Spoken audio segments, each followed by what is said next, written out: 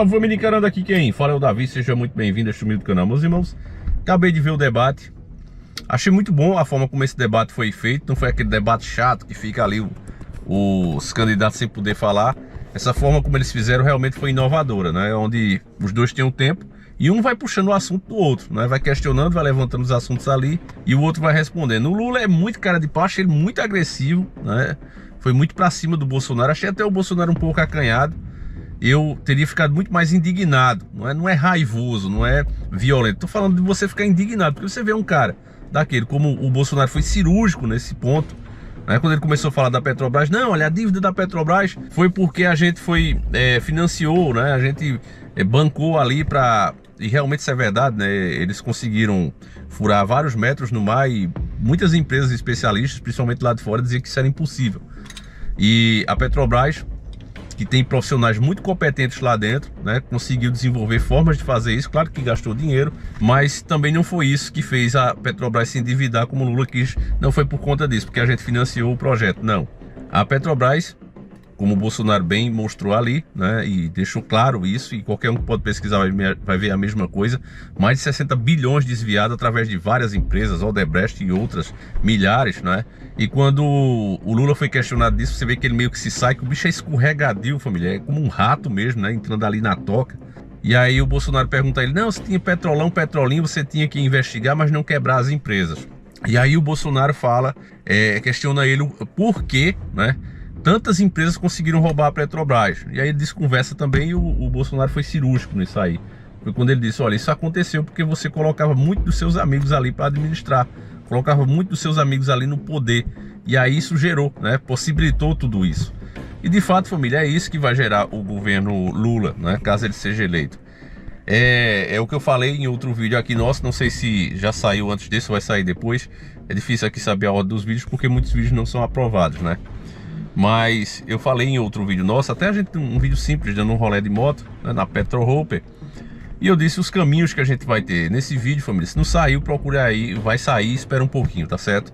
Mas a verdade é essa, que a gente hoje está diante, né, de duas propostas. Ou privatiza ou incha. Tudo que está inchado, se esse meu dedo aqui, ó, um dedo desse meu aqui inchar, significa o quê? Que eu tenho algum problema, não é? O dedo não pode inchar. Nenhuma parte do seu corpo pode ficar inchada, exceto uma, mas aí eu não vou comentar, né, família? Mas normalmente, né, a mão, o pé, não é para inchar. Se inchar, tá com algum problema, tá doente, tá certo? E é isso que o governo Lula faz com as estatais. Em vez de manter ali o número de funcionários competentes, trabalhando, e ele fazendo a parte dele como governo federal em cima, né, fiscalizando a empresa, eles fazem justamente o contrário.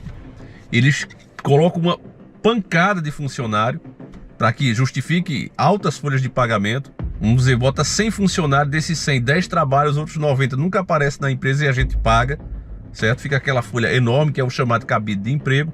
É isso que eles fazem. E ao mesmo tempo tem esses desvios de dinheiro. Não, a gente vai investir nisso, vai investir naquilo e vai tendo os desvio e mais desvio. O que faz a empresa quebrar, que era o caso da Petrobras. Ela já estava devendo uma quantidade, meus irmãos, que o que ia acontecer com ela era ser diluída, né? Se não tivesse pago, se a gente não tivesse se apertado esses últimos anos para pagar essa dívida que o PT fez, o que é que ia acontecer com a Petrobras? Ela era do Brasil? Era. Não ia ser privatizada, nada dela, não. Mas a dívida ia ser tão grande que essa empresa seria diluída e outra pessoa ia assumir sem pagar nada. Porque foi a dívida tão grande que superou a própria empresa. Entende? É como esse carro que a gente está aqui. Imagine que ele tenha seu valor de mercado, dizer, 10 mil. Mas tem tanta peça quebrada que se for para ajeitar é 20 mil. Então é melhor desmanchar e fazer outra empresa e entregar para os caras assumir. E ainda essa dívida terá que ser paga pelo povo. Porque não é simples assim. Os donos do mundo, esses que emprestam dinheiro a juros, eles não perdem um centavo para ninguém. Então é isso que o povo tem que entender. A gente está diante disso, meus irmãos. Ou aceita o governo Bolsonaro com essas malditas privatizações, que a gente ainda pode fazer protesto para que não aconteça, porque como o doutor Enéas explicou, isso é negociata mesmo, certo? Nenhum país vai se desenvolver jamais vendendo seus serviços essenciais, estratégicos, empresas estratégicas. Isso não acontece. Leia o livro de Adriano Benayon, que seria o economista de doutor Enéas. né, Economia versus Desenvolvimento, que ele faz ali um resumo da história global através dos anos, todos os principais impérios do mundo, como foi que eles ascenderam, né, como se tornaram essas potências mundiais que são hoje. Então é um livro muito bom, Economia versus Desenvolvimento. Você encontra aí na internet, até em PDF. Dê uma lida que você vai entender o que de fato são privatizações. Ao mesmo tempo, a gente não é a favor, como o doutor Ernesto também não era, do Estado controlar tudo.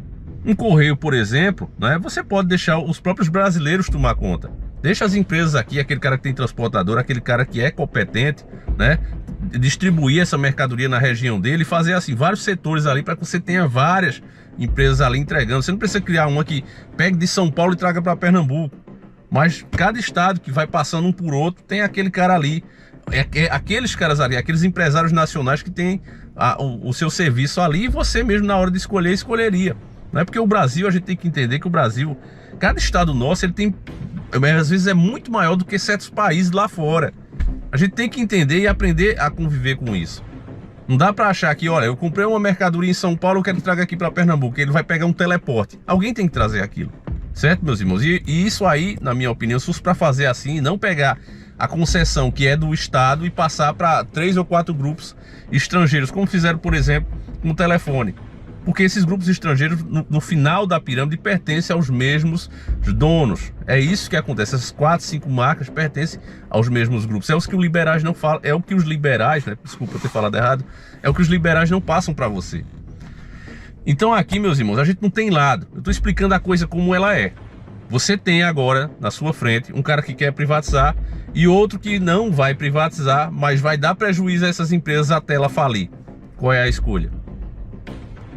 Tem mais um detalhe aí. Esse que quer deixar nacional, vai fazer esse fumo, a gente não vai ficar sabendo, a gente só vai saber quando ele for afastado do governo e o fumo já estiver lá, certo? É isso que vai acontecer, quando ele estiver bem longe do governo. E mais, durante o governo dele, se for descoberta alguma coisa, eles vão censurar quem estiver falando. É isso que se chama regulamentação das redes sociais. Então, meus irmãos, é isso que está na nossa frente agora. Você tem que entender isso, a gente precisa amadurecer, né? Não adianta ficar, não, mas vamos fazer outra coisa, eu não gosto de nenhum dos dois, porque o povo já colocou. Infelizmente, os dois deram essas opções. Os vídeos estão aí no canal. Nós queríamos isso, lutamos muito para que isso não acontecesse. A gente foi aquele cara, né, que ficou o tempo todo vendo o leite ferver e dizer, ó, vai derramar, derramou agora. E aí, vai fazer o quê? Agora não tem mais o que fazer, meu irmão. Agora tem que realmente reagir, né? Praticamente eu falo isso no nosso outro vídeo que eu fiz antes desse. Mas assistindo o debate, família, não tem como não repetir essas coisas, porque de fato só se comprova quando a gente vê a proposta de ambos os candidatos. Tá longe, né, do Bolsonaro ser o ideal. Inclusive eu acho que ele poderia ter saído um pouco melhor nesse debate, né? Mas o Lula realmente é muita cara de pau, né? E você vê que ainda deram um minuto a mais a ele ali, que eu fiquei sem entender, porque não tinha motivo para dar um minuto a mais ao cara ali, né? Ele só falou, interrompeu o Bolsonaro o tempo todo. Deveria acontecer o que ali também, uma lei, ó, se interromper, a gente vai dar mais alguns minutos. E ele fez isso constantemente ali, quando o Bolsonaro ia falar, né? Aquela tática, não deixa o cara falar e eu ganho o debate. E achei o Bolsonaro justamente meio acanhado nessa questão. Agora, também entendo, família, que saiu aí uma manipulação, que foi esse vídeo onde o Bolsonaro tá falando aí que tinha umas meninas de 14 anos, né, em um determinado estado, e rolou um clima, mas tiraram totalmente de contexto, né, do que ele estava querendo falar. Vou te contar um lance aqui, ponto final, tenho numa live minha. Eu estava em Brasília, na comunidade de São Sebastião, se não me engano, no sábado de moto. Pessoal saindo da porra, meu cara passeando de moto, passei de moto, sim, passei de jet ski, passei de cavalo, de jegue, né? Parei a moto numa esquina, tirei o capacete e olhei umas menininhas, 3, 4 bonitas, de 14, 15 anos, arrumadinha num sábado numa comunidade. E vi que eram meio parecidas. Entrei um pintão, clima, voltei. Posso entrar na tua casa? Entrei. Tinha umas 15, 20 meninas, sábado de manhã, se arrumando. Todas venezuelanas. E eu pergunto, meninas bonitinhas, 14, 15 anos, se arrumando no sábado, pra quê? Né? Ele estava falando ali, acredito eu, na expressão dele, que as meninas estavam nesse clima pra talvez vender o corpo, né? Eu acho que ele queria dizer isso. Mas aí tiraram de contexto, botaram como que foi ele, né, que estava afim de ter ali relação com elas, enfim. E ele foi muito abalado, né? Até, né, o Lula fala, você levantou 1h da manhã para desmentir o que disse e não sei o que. Eu acredito que ele estava falando nessa questão, né? Posso até estar enganado, mas pelo que eu peguei assim rápido, eu acredito que ele estava falando disso. Então essas coisas, meus irmãos, se você se pôr no lugar do cara, né? Ainda mais que o Lula ali, como você viu, e a gente já vem alertando isso há tempos, o Bolsonaro, se perder essa eleição, ele será preso. Eu tenho quase certeza disso, é quase 100% de certeza, família, 99,9%. Porque ele não vai conseguir governar, ele precisa fazer isso, porque a oposição será muito forte contra ele. Ele sabe que o Bolsonaro hoje tem maioria no Senado, ele sabe que a população está dividida, mesmo que se por acaso ele ganhar as eleições, ele sabe que a maioria do povo conservador, da moral, dos bons costumes, né, não concorda com as coisas que ele quer fazer, vai estar com o Bolsonaro em caso de protestos, né, em caso desses movimentos que o MBL mesmo realizou, e muitos, né, na época que estava com o presidente. Então, sabendo disso, o que é que vai acontecer? Ele vai ter que fuçar, ele disse ali, olha, eu vou tirar os sigilos de tudo que você botou, do cartão corporativo, que você vê como o Lula realmente é burro, né? Que o tempo todo ele não conseguiu lembrar desse nome, ele gaguejava e não conseguia lembrar, falava cartão de crédito, mas ele estava falando do cartão corporativo. Aí isso vai tirar o sigilo de tudo que o Bolsonaro botou. E a tentativa vai ser essa, meus irmãos, de criminalizar o cara para desmoralizar. Se as pessoas souberem que o cara que elas estavam apoiando, vestindo camisa amarela com o rosto dele, tem alguma culpa no cartório, ele vai conseguir governar com mais facilidade, né? Porque ele sabe disso porque aconteceu com ele. Aqueles ratos que estavam no barco, até o Boulos, né? O Nicolas Ferreira desmascarou ali o Boulos, e você vê, a turma do Boulos é tão canalha que ficaram ligando, né? Os caras, parece que um assessor dele, eu não sei direito a história, né? Só são boatos. Um boato diz que um assessor do Boulos sabia o número do Nicolas Ferreira e começou a pegar vários telefones e ligar pro cara, né? Isso é boato, tá certo? Não é verdade, não sei se é verdade, mas vindo desse povo, meus irmãos, e começou a ligar pro Nicolas na hora do debate, que tava fazendo a live pelo celular. O que é que aconteceu?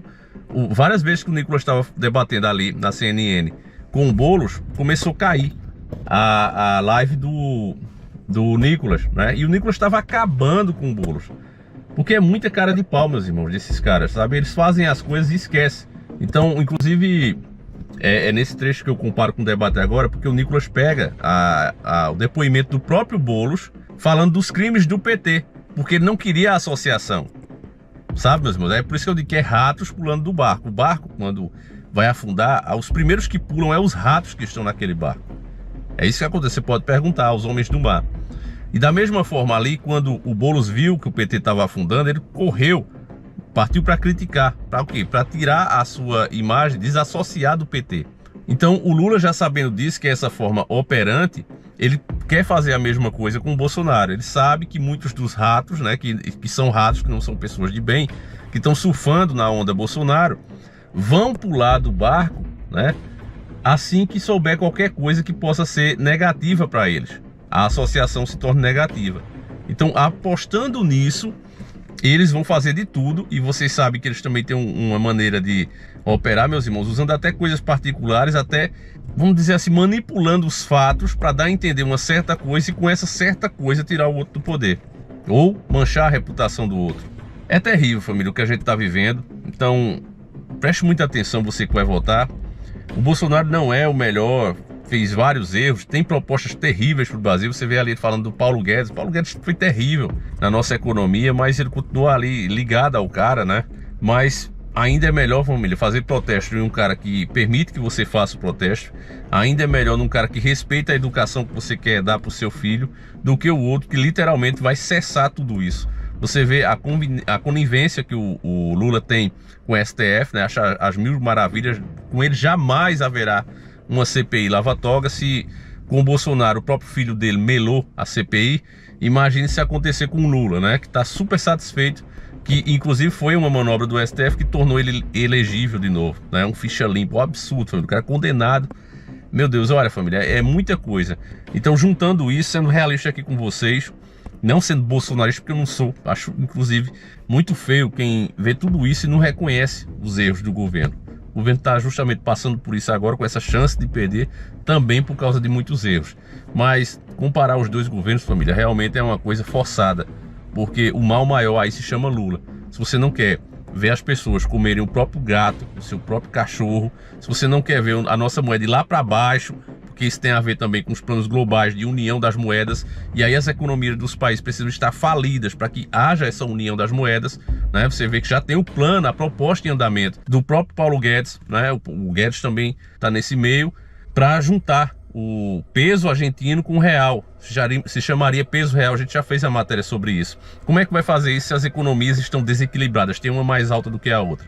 Então você acha que a Argentina vai subir ou é mais fácil o Brasil cair e os dois entrar em causa e aí fazer essa fusão? Isso vai acontecer com o governo de esquerda, porque você sabe que o sistema usa ambos os lados, e o lado mais letal, o lado que vai fazer tudo isso mais rápido, é a esquerda. Então eu espero ter sido claro aqui. A câmera já vai desligar, tá quase pegando, tá quase derretendo meu dedo aqui. Tá certo, família?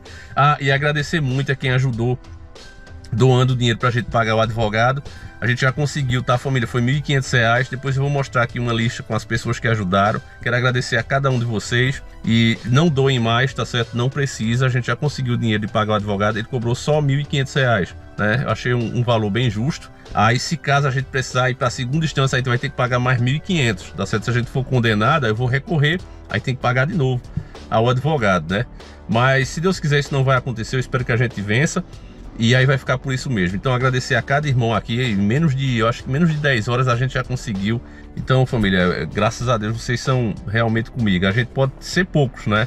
Mas é de qualidade esses inscritos. Então que Deus abençoe cada um que ajudou. E isso me faz mais motivado, sabe, família? A gente acorda realmente disposto, né? E sabe que o trabalho é reconhecido, mesmo com pouca audiência.